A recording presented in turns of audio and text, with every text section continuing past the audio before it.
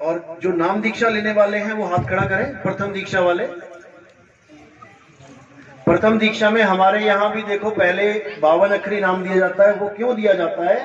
ताकि जो पुराने गुरुओं ने आपको नाम जपवा दिए हैं 10-10 साल 20-20 साल से, सतपुरुष अकाल मूर्त शब्द स्वरूपी राम ज्योत निरंजन ओंकार अरंकार ओम तत्सत हरे कृष्ण हरे राम, पता नहीं क्या क्या जप रहे हैं, वो सब आपको पहले दिमाग से बिल्कुल हटाना पड़ेगा।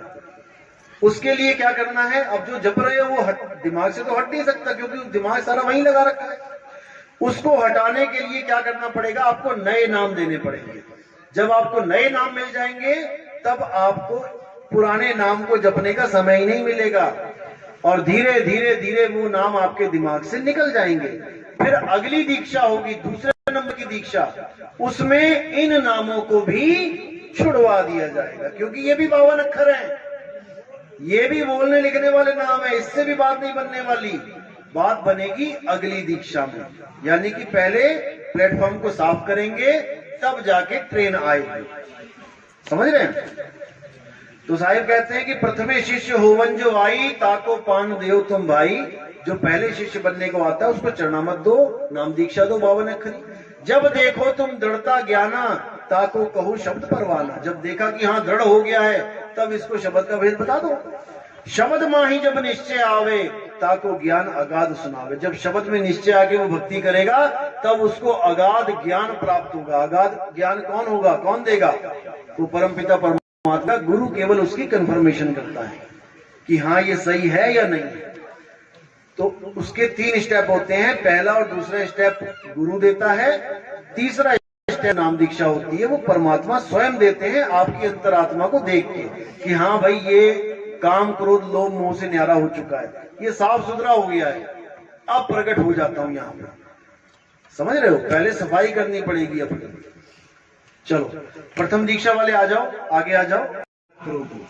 ये खुद 52 अक्षर है, लेकिन फिर भी लोहे को लोहा काटता है। अगर लोहे को काटना हो तो किससे काटते हो? प्लास्टिक से या कागज से काटोगे? लोहे को लोहा काटेगा। जहर को सांप अगर काट ले आपको, तो आपको जो दवाई देता है डॉक्टर, पता किससे बनती है? वो सांप के ही जहर से बनती है। जहर को जहर काटता है, लोहे को लोहा काटता है, जहर को जहर काटता है। जो पुराने गुरु ने 52 दिए हैं 52 अक्षर, उसको कौन काटेगा? ये 52 ही काटेंगे। इस 52 के बाद जो नाम मिलेगा वो मिलेगा ध्यान का।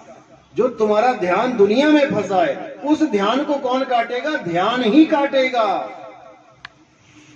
यानी कि किसी औरत का पति मर गया, बहुत प्यार करती थी, अब उसके ध्यान में बैठी रहती है पूरा पूरा दिन, ना खाना बनाती है, ना नहाती ना धोती है, बस उसको ध्यान कर रही है 24 घंटे। तो उसका जीवन कैसा हो जाएगा? डिप्रेशन में चली जाएगी, उसका जीवन एक रोगी वाला हो जाएगा। अब कोई उसको लाख बार कह ले कि मत याद कर उसको, जाने वाला चला गया, मत याद कर उसको, क्या तुम्हारे कहने से उसकी यादें खत्म हो जाएंगी? नहीं होंगी। अब क्या करना है उसको बचाने के लिए? उसके ध्यान को कौन काटेगा? ध्यान ही काटेगा। कैसे? उसकी शादी करवा दो किसी और के साथ, अब वो घूमेगी फिरेगी खाएगी पिएगी, अब उसके ध्यान में उसका नया पति रहेगा, वो आने वाला है, उसको खाना बनाना है, उसके साथ घूमने जाना है। अब उसका ध्यान जो पुराने पति वाला था वो खत्म होने लग जाएगा। तो ध्यान को ध्यान काटेगा। जो दुनिया पे ध्यान है, इसी की वजह से हम दुनिया में फंसे हैं। सूरत फंसी संसार में, तासे पड़ गई दूर, और सूरत बांध स्थिर करो, आठों पहर हुजूर। कबीर साहब कह रहे हैं इस दुनिया में बार बार आने का कारण ही यही है, क्योंकि तुम्हारे दिमाग में इस दुनिया का ध्यान ही नहीं जा रहा। 24 घंटे तुम किसी ना किसी दुनियावी चीज को ध्याते रहते हो। अपने दिमाग को पढ़ के देखो, 1 मिनट भी क्या ये शांत रहता है? कोई ना कोई चीज के पीछे डिमांड करता रहता है, मुझे ये चाहिए, मुझे वो चाहिए। 10वीं में बच्चा पापा से कहता है मुझे साइकिल चाहिए, साइकिल चाहिए। साइकिल आ जाती है, सोचता है खुश हो गया, मैं खुश नहीं हो गया। 12वीं में वही दुख का कारण बन जाएगा, उसको मोटरसाइकिल चाहिए। साइकिल पड़ी रहेगी, पंचर रहेगी, कोई देखेगा नहीं उसको, फिर मोटरसाइकिल ले लेगा, बड़ा हो जाएगा, फिर कार की डिमांड करेगा। यानी कि उसकी दौड़ लगी रहेगी दुनिया में। अब ये कैसे खत्म होगी? जब परमात्मा को याद करने लग जाओगे तब साइकिल में भी खुश रहना सीख लोगे। आज देखो बूढ़े भी साइकिल चलाते हैं, वो खुश है उसमें। तो कहने का मतलब कि सूरत फंसी संसार में, ता से पड़ गई दूर। परमात्मा से दूरी का कारण केवल ये है कि तुम्हारा ध्यान 24 घंटे दुनिया में रहता है। इस ध्यान को हमने कैसे एकाग्र करना है? जैसे मटके को एक पनिहारिन ध्याती है। परमात्मा का ध्यान का मतलब ये नहीं कि तुम्हारे काम धंधे छुड़वा दिए जाएंगे कि सब छोड़ दो और परमात्मा का ध्यान करो। परमात्मा का ध्यान कैसे करना है? जैसे आप राजस्थान में देखा ना, मटके लेके जाती है पानी लेने, एक मटका, दूसरा मटका, तीसरा, 5-5 मटके सिर के ऊपर रखे हैं।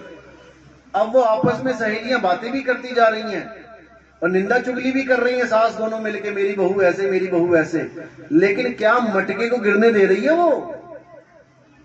कितना ही बातें कर ले आपस में, फिर भी सारा ध्यान कहां है उसका? मटके पे। मटका नहीं गिरने देना है। ऐसे ही सारे दुनिया के काम भी करते रहना है और परमात्मा के नाम का मटका भी नहीं गिरने देना। दोनों एक साथ चलेंगे ये, और तुम्हारी जीवन का बेड़ा पार हो जाएगा। ऐसा नहीं कि तुम उसको, परमात्मा को याद करने के लिए आंख बंद करके बैठ जाओ, 2-2 घंटे, 2.5 घंटे उठो ही ना। ऐसा नहीं है।